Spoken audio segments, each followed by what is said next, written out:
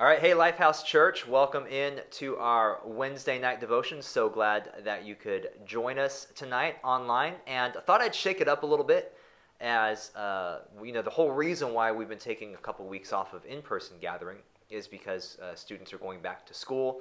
My kids started school yesterday. I know for you Riverside families, you guys are starting tomorrow. And there's a lot of families who've already been, who started last week. And so I'm joined by Student Life Director Wesley, who is here. Give it up for Wesley wherever you are right now. Wesley, thanks so much for taking time to join us here on a Wednesday night. Absolutely. I know Lifehouse Youth isn't meeting right now, so I thought you had to earn your paycheck. So I roped you in to being here tonight. So Wesley, while I've got you for a few minutes, what I thought we could talk about tonight was a couple of different things, actually a couple of different topics that I thought you'd be really great to speak to us about. First one is, kids are going back to school, which normally, would already be a big deal. Anytime kids go back to school, it's stressful. Parents, I'm more stressed out, than I've ever been. Just the kids going to school, it's a completely different experience for us.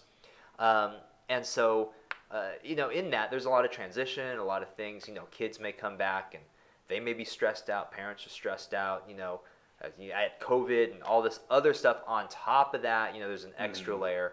What are some things maybe, if there's parents watching that have students going back to school and maybe they're just trying to manage through that and just like, I just need a lifeline. I just need something to kind of help me process and help me think clearly.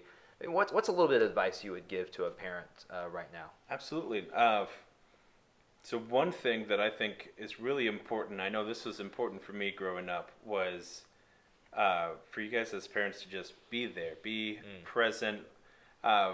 Your kids are going to come home from school, and every student will, they'll unpack about their day, they'll talk about that differently, and only you guys as parents are going to be able to recognize that better than anyone else of what your child's tendencies are. So possibly for you, your child is going to come back and just want to talk and talk. And maybe they're going to talk for a long time, and maybe you're already stressed out, you got things to do, but I'd encourage you to listen to them. They're going back to school for the first time this year. There's going to be a lot of new things, a lot of stresses that are popping up for them, and they're going to need someone to talk to.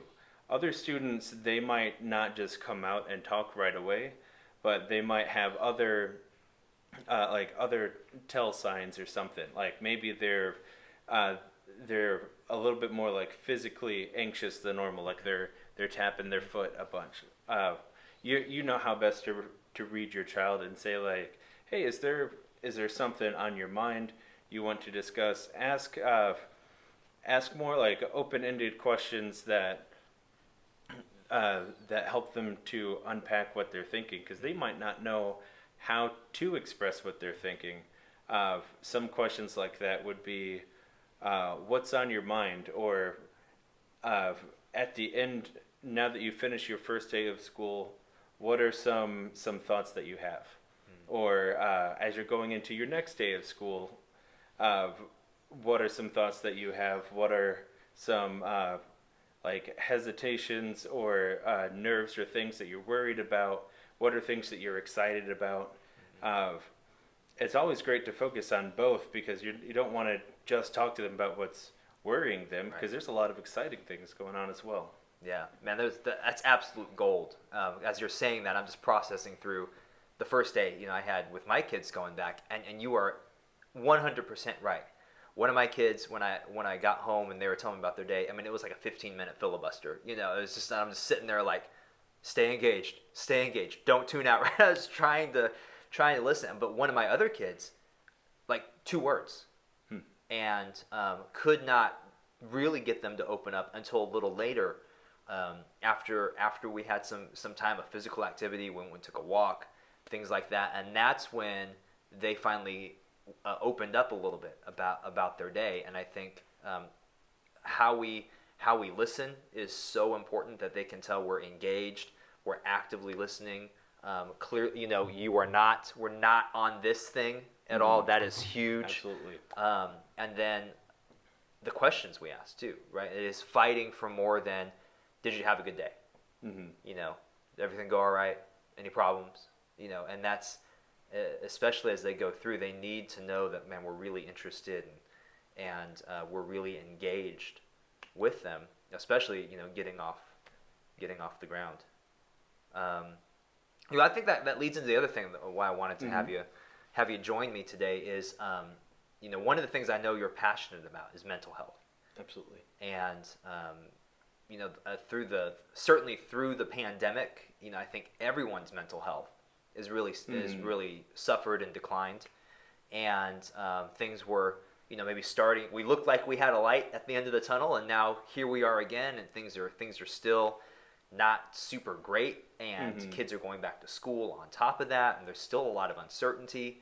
I think still, you know, so many people, you know, we're battling higher levels of anxiety, higher levels of stress, higher levels of depression, higher levels of worry than ever before. And I know, and the reason why I wanted you to share today is because I know this is stuff that you've worked through, and this is stuff that you're continuing, you know, to work through. And so, as much as you would be comfortable, you know, I'd love for you maybe to share about your experiences with this. And I think for me, you know, and maybe hopefully for our viewers today, is it's that feeling of I'm just in this fog, and I don't have any motivation. I can't prioritize.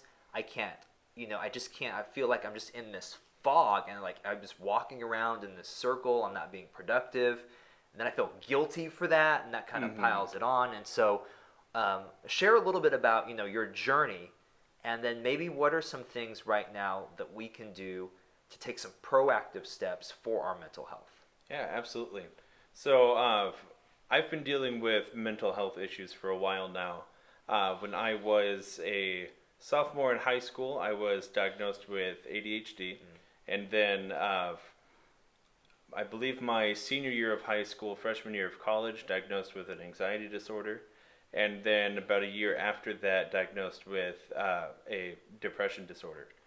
And the interesting thing about this pandemic, and even just going back to school and school in general, is that not everybody has like actual clinical mental health issues. Right. Not everyone has an actual anxiety or depressive disorder, but the interesting thing about this pandemic is that it has been bringing out more anxiety and more depression and stress in anybody. Yeah. Not like especially those that have the disorders, but even people without it are experiencing those symptoms for the first time. Right.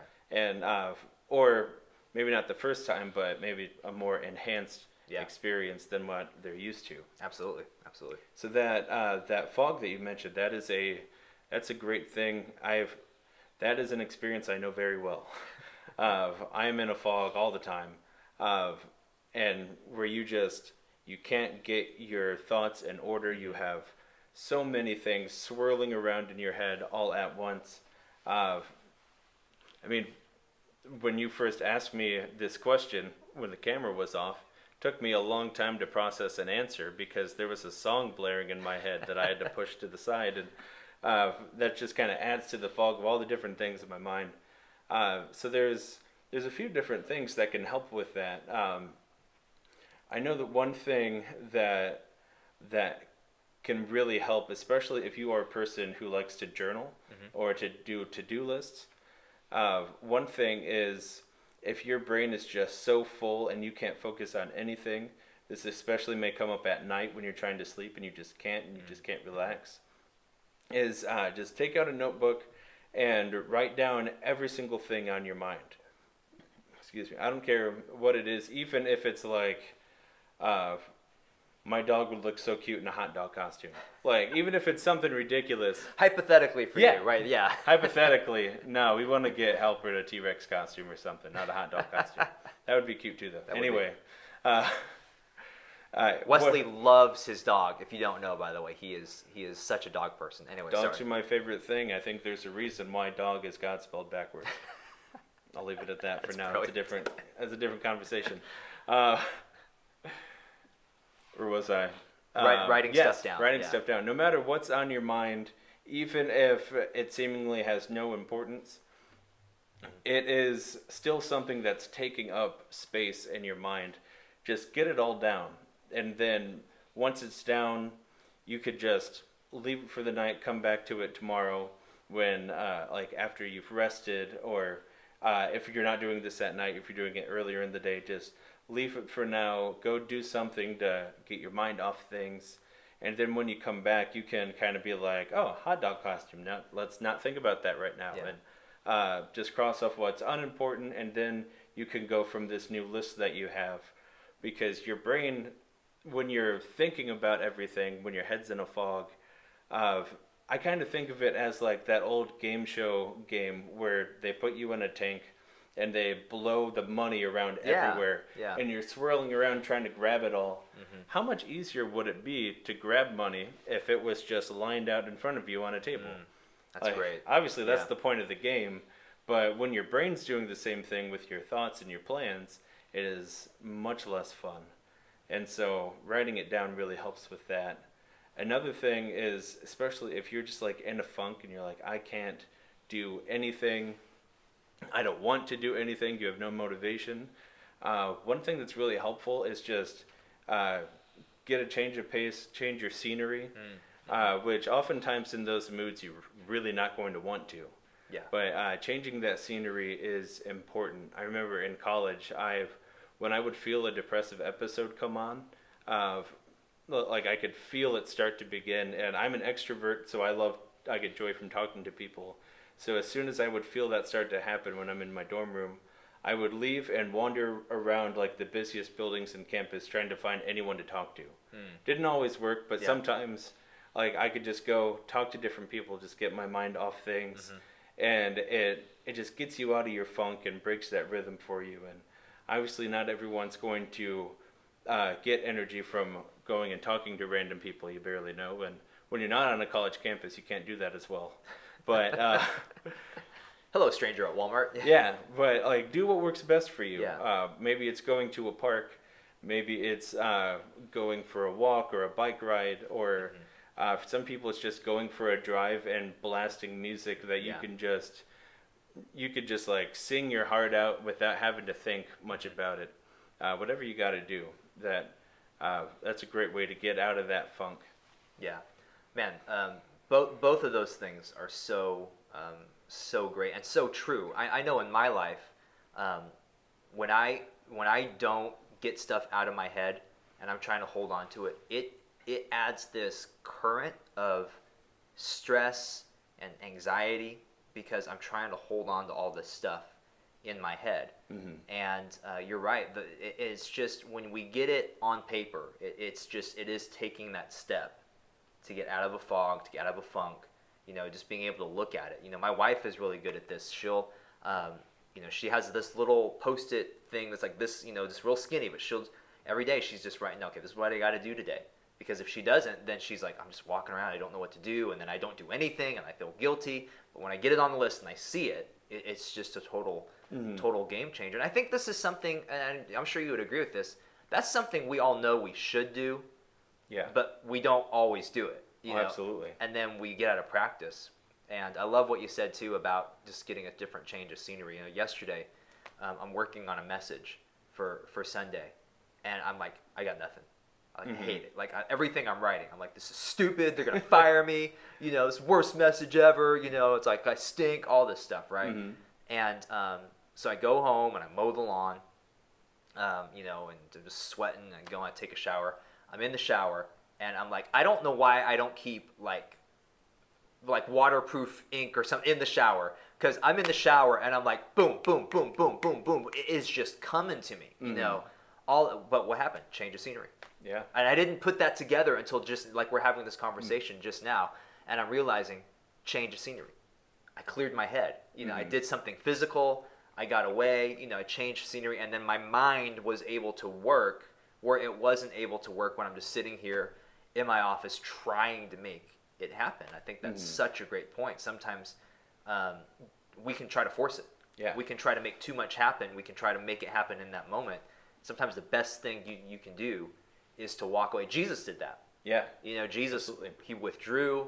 He went to pray. He went to recharge. I mean, if anyone could have, and maybe we think of like, man, if anyone should be just go, go, go, go, go, it's Jesus. It's like, come on, Jesus, get to work. There's people to be healed. There's stuff to be done. And Jesus is like, I want to get away. I want to change the scenery. I want to recharge. And if Jesus does that, man, we got to do that too. Yeah, absolutely. And another thing I'd like to add is that all these things that we're discussing for dealing with this stuff may be helpful in some way to your students as well. And not just like middle schoolers and high schoolers, but young kids in elementary school. They're not immune to anxiety and to the fog in our minds. But the difference is that they're not going to be as equipped to recognize and strategize a plan. And so one thing that is important for you guys to do as parents is to look for those symptoms in your students, because they may not know how to express what they're feeling. Like, a newborn baby, when they experience any emotion at all or any need, any disturbance, they cry. I mean, it's really inconvenient because you're like, well, you're doing the same cry for help no matter what you're experiencing, and now we have to try a bunch of different things. But it's just because they don't know how to put into words what's going on. And another thing that can be really helpful, and I'm sure we're all aware of this as a good coping mechanism, is just breathing techniques. It's really impressive how well breathing techniques can help, and that's always like my first line of defense. I mean, other than like medication and stuff and therapy, my first line of defense in the moment of dealing with anxiety and stuff is my breathing techniques, because sometimes it's more than just in your brain. Like I get an increased heart rate, and I can just feel it pounding in my chest, and so I just sit there, and this is what I've learned from my counselors in the past, is sit there, and one thing you can do is just, as you breathe in and out and close your eyes, just feel from the top of your head to the bottom of your feet, just the weight just coming off of you and just relaxing as you're breathing. Another thing, I just learned this more recently that's really helpful, is while you're breathing, make sure that you're exhaling for longer than you're inhaling, which is a little bit of a struggle because you may not have quite as much breath, but whatever it's doing to your body helps you to relax and to just calm your body down and kind of change its rhythm. And that's the first thing I do every time I start getting anxious, is I close my eyes and I just breathe in, and then I exhale for a little bit longer. Do that a few times, and most of the time that's enough to at least get me through a few more minutes of whatever task I need to complete. I think the final thing I want to say is circling back to when we talk about the students and our kids. I think that was such a good point, because you're right. Our kids don't know how to process what they're feeling.